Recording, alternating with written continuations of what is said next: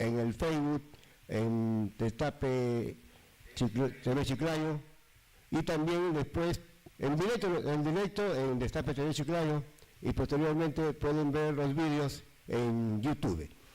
Y hoy día estoy con mi amigo, el sociólogo Enrique Parodi Olivera. Él es caserito de este canal, porque ya continuamente nos visita, y el diálogo ya sale fluidamente, porque más que una entrevista con personas como él, es una conversación, un diálogo, una tertulia, pero sí para, reitero, analizar el momento político actual, nacional, que sin lugar a dudas el tema es lo que está ocurriendo con las declaraciones de Barata, el brasileño, sobre las coimas electorales entregadas por Odebrecht a los diferentes partidos y movimientos que han participado en las elecciones de los últimos años y que están involucrando a los políticos, expresidentes, el presidente en ejercicio y candidatos como Keiko Fujimori,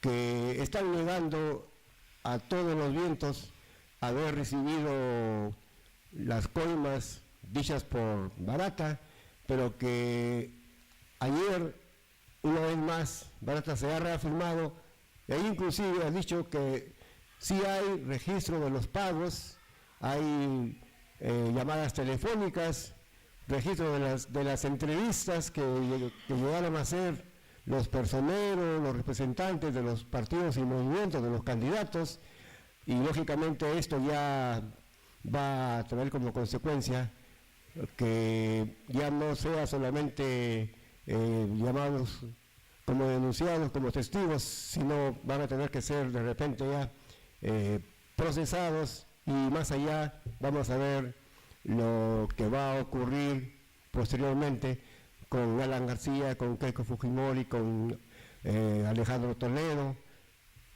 con el presidente Kuczynski, con la exalcaldesa Susana Villarán y con los demás implicados en estas coimas entregadas por Barata a políticos y representantes del movimiento político nacional acá en nuestro Perú. Buenas tardes, Enrique Parodi. Buenas tardes, Teno.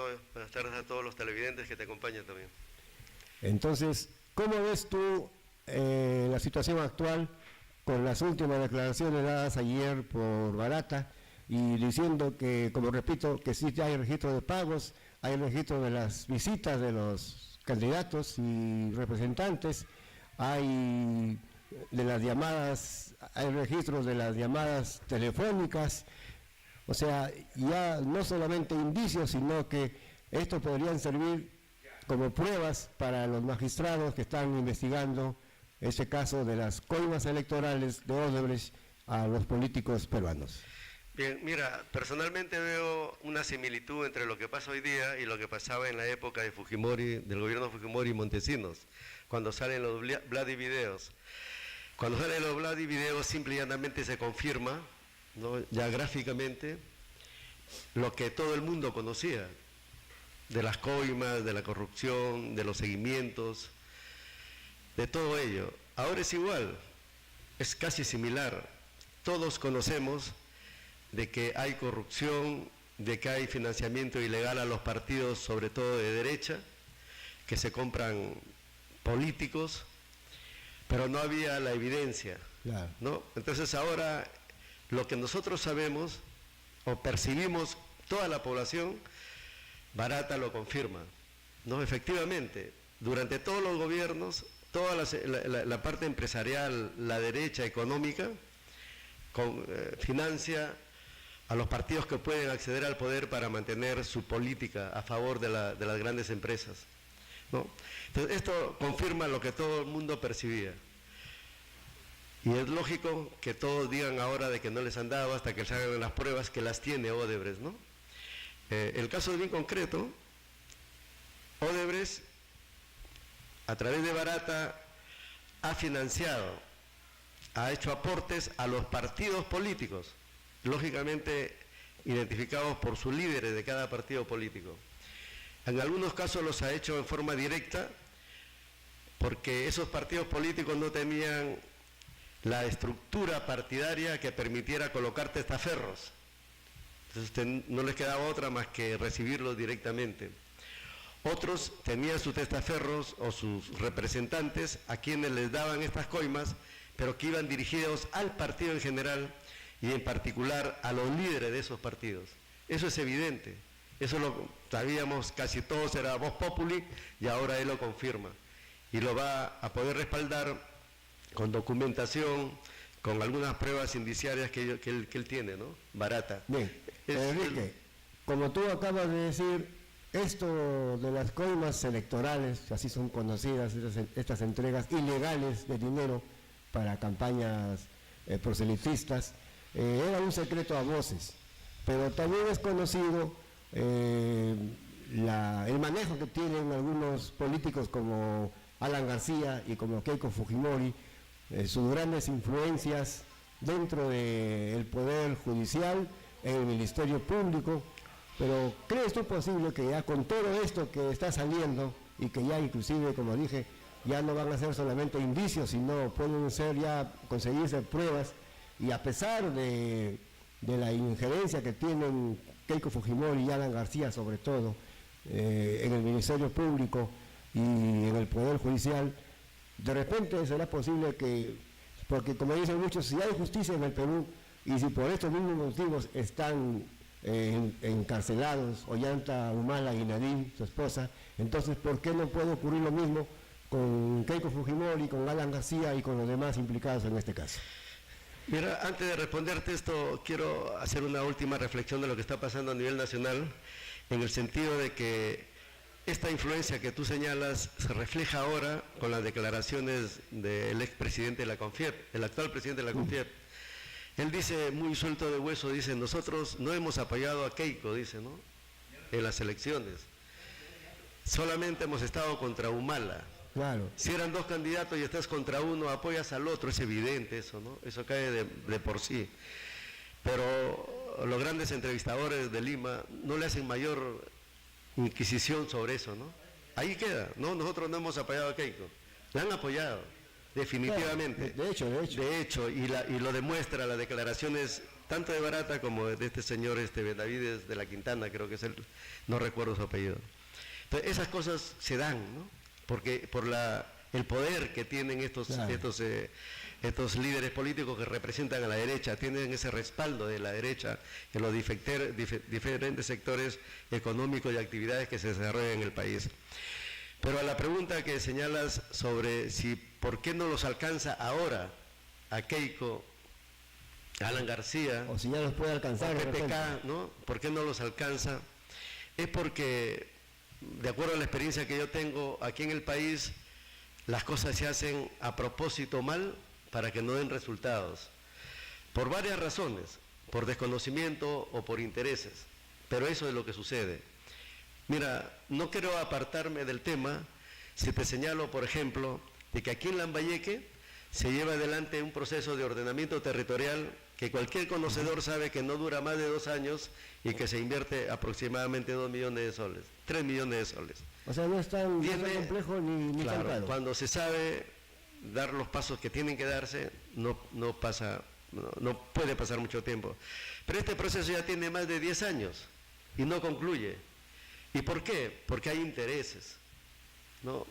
El gobierno regional no quiere definir cuál es la actividad prioritaria en la zona de Cañareaco y Incahuasi, si es la minería, claro, o es la agricultura. Quiere imponerla. Entonces en eso está que se demora, ¿no?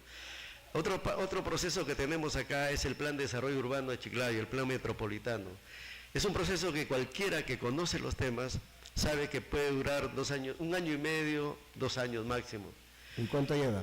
Lleva 8 años y todavía no concluye, o ha concluido en forma parcial con una ordenanza que aprueba todo, pero con cargo a modificación, con cargo a rectificación. En eso vivimos acá. Pero en lo que respecta a lo que tú señalas es una cuestión más compleja, y para mí entender el tema es de que se estructura toda la investigación para no detectar los culpables, ¿Cómo así? Mira, Teno, y también los señores televidentes, cuando se descubrió lo del Lavallato en el 2015, implicaba directamente a Alan García, a Cornejo y Nava, las obras, las coimas de Odebrecht. Entonces se creó una comisión en el Congreso que se denominó Comisión que investiga la red criminal de los actos delictivos realizados por Alan García, Enrique Cornejo y Luis Nava. Así se llamaba la comisión. O sea, con ese nombre así tan específico. Kilométrico. Kilométrico y específico, ¿no? Red criminal, ¿no? Comisión. Pero pasados los meses, esa misma comisión cambia su nombre y ya no se denomina así, ni algo parecido. Se denomina Comisión que investiga las posibles coimas y sobornos entregados a los funcionarios por las empresas brasileñas. En este contexto, a mi entender, ha sido manejado por personajes políticos que no han recibido coima en forma directa, que han mandado testaferros a recibir las coimas. Y al designar la comisión para identificar a los funcionarios que han recibido coimas, se están salvando ya de antemano. ¿No? Por eso, para mi entender, Alan García sale muy seguro de decir, a ver que me investiguen, pues. Yo no he recibido coima.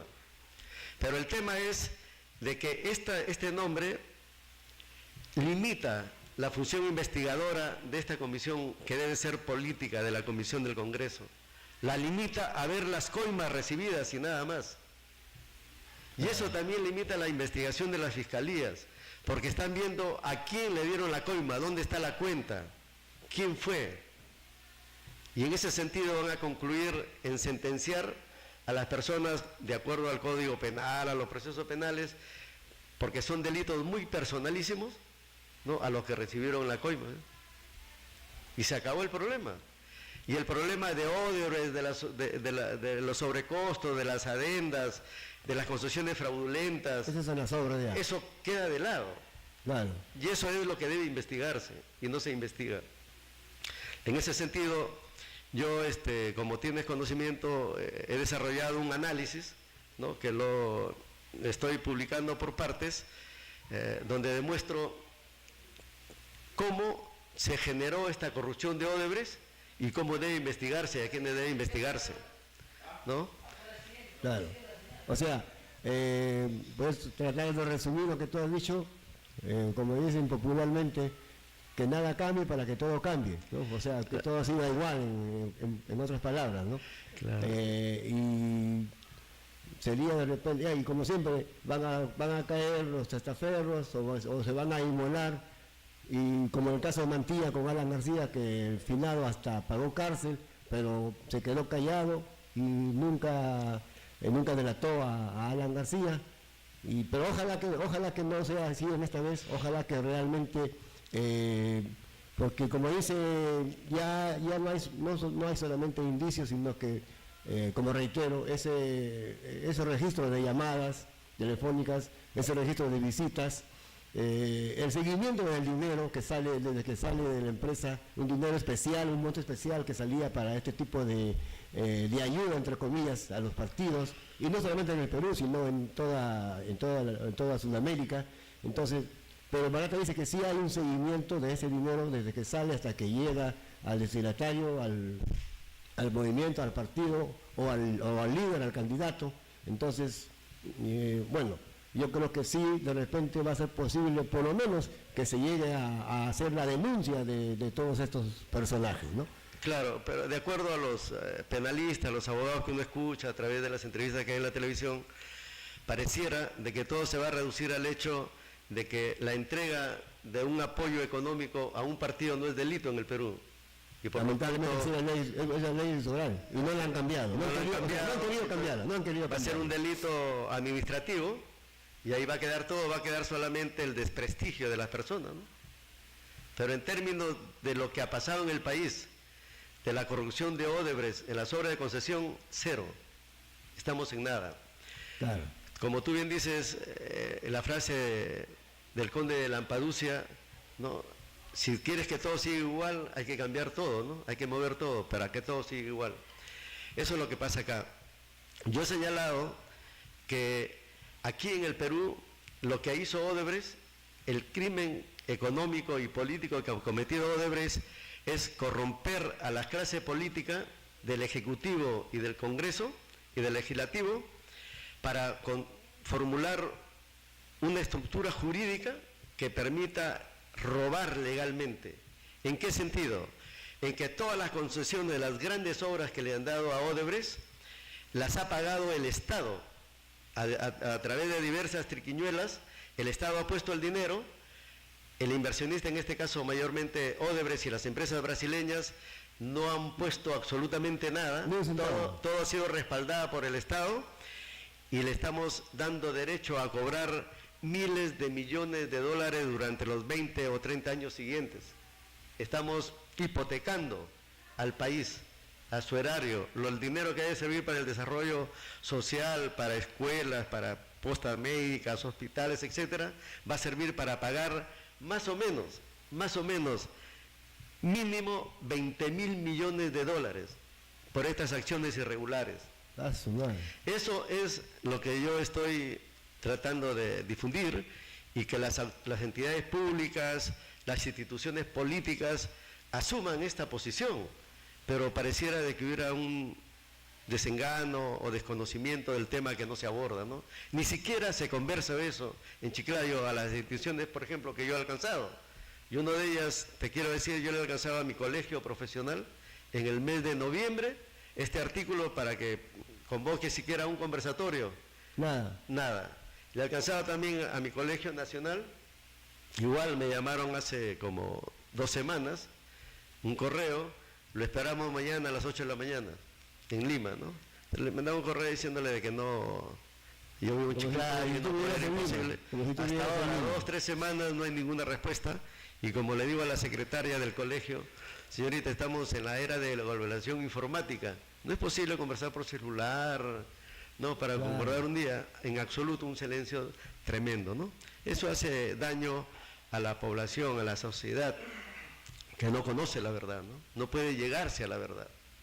Bueno, como hay que, ahora en todo caso hay que decirlo con... No se quiere llegar a la verdad, no se quiere, o sea, hay sectores de poder que, como dice Teno, mueven todo para que no cambie, no se mueva nada, y continúa en esto, ¿no? Que se continúe investigando a quién le dieron la coima, y ahí queda el hecho, ¿no? Ya lo denunciamos y lo sentenciamos. Oye, pero ¿y la corrupción que ha habido, el robo que nos han hecho y nos siguen haciendo, ¿no? El descalabro económico que nos han generado y que va a cobrar Odebrecht, que repito, mínimo 20.000 dólares a través de las diferentes concesiones fraudulentas, eso no se investiga.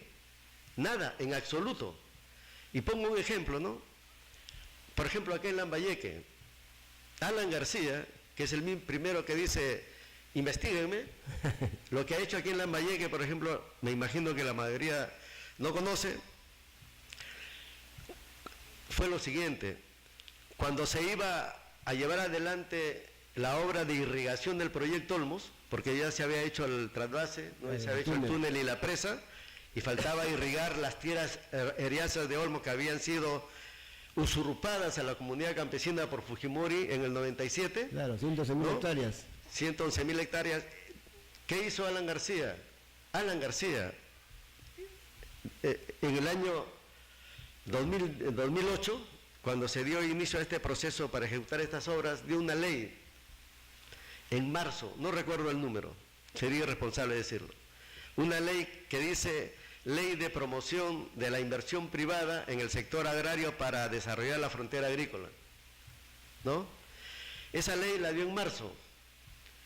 En mayo, el gobierno regional, mediante una ordenanza, aprobó el reglamento de aprobación de las iniciativas privadas, que nunca antes se habían tocado en el Perú, pero había una ley desde 2004. En mayo, en junio, Odebrecht presenta su iniciativa privada para irrigar las tierras de Olmos. ¿Qué casualidad? Una casualidad terrible. En septiembre, el régimen de García da el reglamento de la ley que había dado en marzo. ¿Y qué dice ese reglamento? Dice,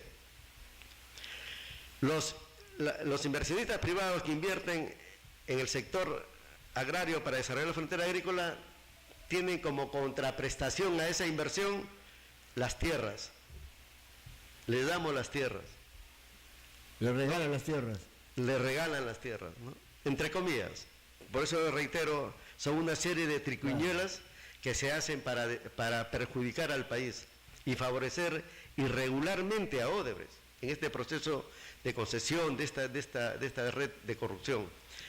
Entonces, en ese reglamento señala de que una vez entregada la buena prueba a la iniciativa privada, tiene 5 días la autoridad regional para inscribir esas tierras a favor del concesionario, o sea, de Odebrecht. ¿Qué hicieron con esas tierras?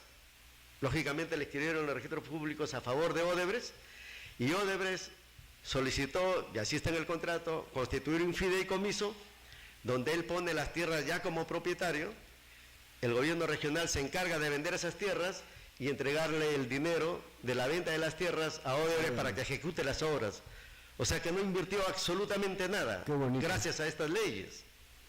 Esto es lo que hay que investigar, ¿no? No solamente la entrega de la coima, del soborno a tal persona. ¿Quiénes promovieron estas leyes? Ellos son los delincuentes. Ellos son los culpables. O sea, son leyes con nombre propio. Leyes con nombre propio. Y para grupos de poder. Y estamos hablando solamente de Odebrecht y solamente de irrigación. Porque así como esto, también se dio exactamente igual en las obras de trasvase, exactamente igual en la carretera, la interoceánica. En otras obras. Exactamente igual en Paita, exactamente igual en Salaverry, todo ha sido así. Eso no se investiga. Claro.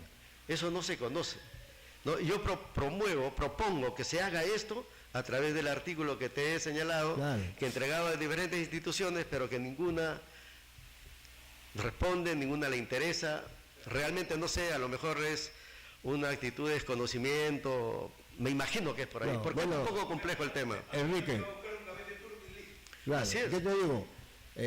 Tú sabes muy bien, y como saben muchos amigos y amigas de Destape Televisión, es una gran verdad que en política no hay coincidencias, no hay casualidades. En política todo está rebuscado, todo tiene un fin, para hacer el bien o para hacer el mal, para favorecer a ciertos sectores. En este caso, en el Perú, lamentablemente, todo el tiempo, toda nuestra historia republicana, las leyes están hechas para favorecer a los poderosos, a grupos de poder económico, político, hasta religioso, ¿no? Entonces, esa es la situación que estamos viviendo.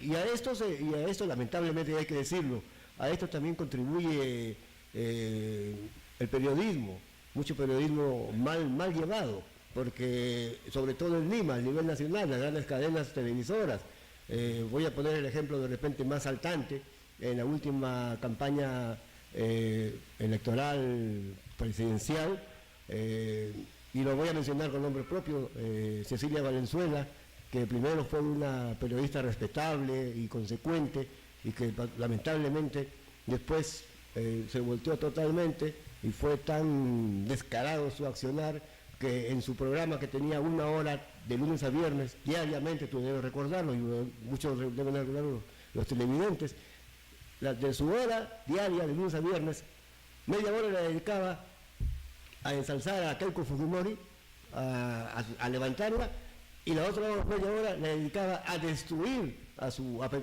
oponente, que en este caso era PPK.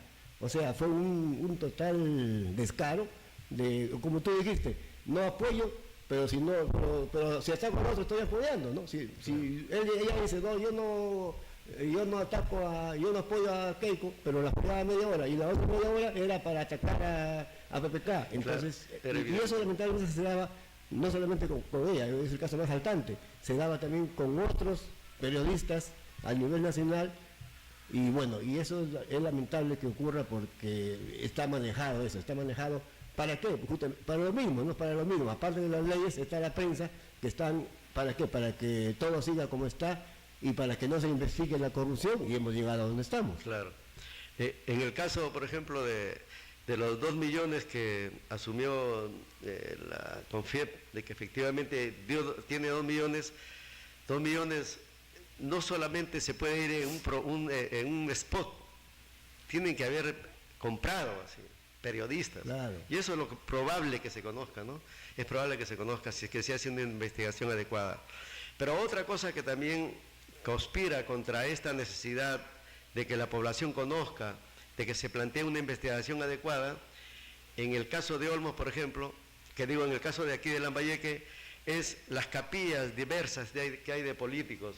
Unos con el complejo de Adán, de decir, yo lo hice, yo luché, yo dije primero, yo fui. Yo lo descubrí. Y lo más triste es que no hicieron nada de eso. Y las personas que sí lo hicieron oficialmente, como es el caso de presentar una denuncia ante la Fiscalía Provincial, donde no solamente hablas en televisión o en Facebook o haces una declaración pública, sino de que consignas tu firma. Claro.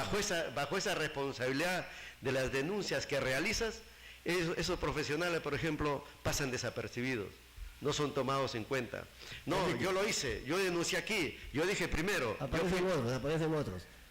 Y eso conspira, y también grupos institucionales que están ligados con partidos corruptos, no todos los militantes, pero sí sus dirigentes, como es el caso del partido de Yaú Simo, claro, el Partido Humanista Peruano, que tiene mucho que explicar en términos delictivos del proceso de concesión de irrigación, ¿no?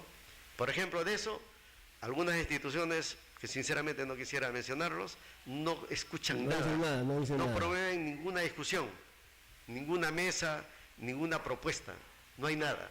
Por eso estamos así. No, yo quería justamente hacerte esta pregunta ya específica, Enrique, porque ayer o anteayer acabo de ver en el Facebook un comentario de nuestro amigo Humberto Heredia Morales, y creo que tú también estuviste presente en esa denuncia que se hizo sobre lo que pasó con la ejecución de Olmos, y entonces... no sé si has conversado tú de repente anteayer con Humberto Heredia, porque si yo sí le hice un comentario en el Facebook, en el sentido de que hay que revivir, hay que entre comillas, resucitar esa denuncia para que no quede en el papel, ¿no? Para que no, porque igual tratan de sepultarla, de ignorarla y que no pase nada. Sí, te comentaba de las instituciones porque las instituciones son las que tienen la voz cantante, deben tener la voz cantante, claro, ahora, debería ser así. Porque las personas en forma individual no tienen el peso que tienen las instituciones, así tengan la razón. Te comentaba eso porque, mira, cuando se vio este caso de Lavallato, se concentró todos los casos en Lima, pero como vieron en Lima las fiscalías especializadas de que era demasiada carga, entonces descentralizaron algunos casos, como el caso del proyecto Olmos, a su respectivo de para región. Descentralizaron el caso de Olmos a la región Lambayeque hace más o menos 2 años, ¿ya?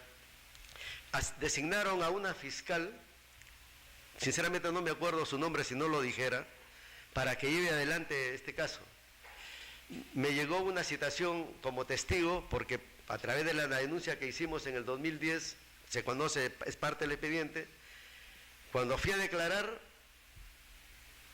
me dijo las encargadas, me dijo, no sabe qué, acaba de inhibirse la fiscal. ¿Por qué? No, pero al margen del por qué, ¿cuál es el chiste, no? De que espera que pase el tiempo que le han dado para que vea el caso. O sea, en este caso para que venza ya 18 meses, entonces el 17º mes te cita, y el 18º mes cuando termina se inhibe. ¿Qué es eso? Igual sucede con la actual. Igual, le designaron a otra fiscal, ya lleva, igual le dan 18 meses. Está haciendo lo mismo. Está haciendo, ya van más de 10 meses y no invita a nadie, no cita a nadie. Eso es lo que está pasando. Están ¿no? buscando otra vez que vence el plazo. Así es, que vence el plazo, y ahí se va a ir diluyendo las cosas. Y como dicen, todo lo que debe nada. Hay que revivir, como dice el ingeniero Humberto Heredia, esas denuncias, porque esas denuncias, reitero, no son de plaza, no son de Facebook. No son de una reunión donde se exaltan las personas. Son denuncias con documentación, donde se sustentan formales, los hechos delictivos realizados, ¿no? Y eso está ahí durmiendo el sueño de los justos. Pero si va el ingeniero Humberto Heredia, voy yo, o va el ingeniero Orozco, que también ha sido parte de la denuncia, no le van a aceptar jamás una participación. ni una respuesta. Es un proceso. Y así estamos aquí en Lambayeque. Bueno, no me llamaría la atención que van los denunciantes y no les hacen caso, pero va el denunciado y ahí sí le abren las puertas y le dan cabida. Toda la información. Claro. Pero aparentemente aquí el caso está durmiendo el sueño de los justos, ¿no? No, sería, no se mueve absolutamente en todo caso de los para injustos. nada. Sería más bien de los injustos. De los injustos, ¿no? Pero eso es lo que tenemos aquí en Lambayeque. ¿Qué pasa con las federaciones de pueblos jóvenes, con la confederación de campesinos, con la unión sindical? ¿Qué pasa con los colegios profesionales?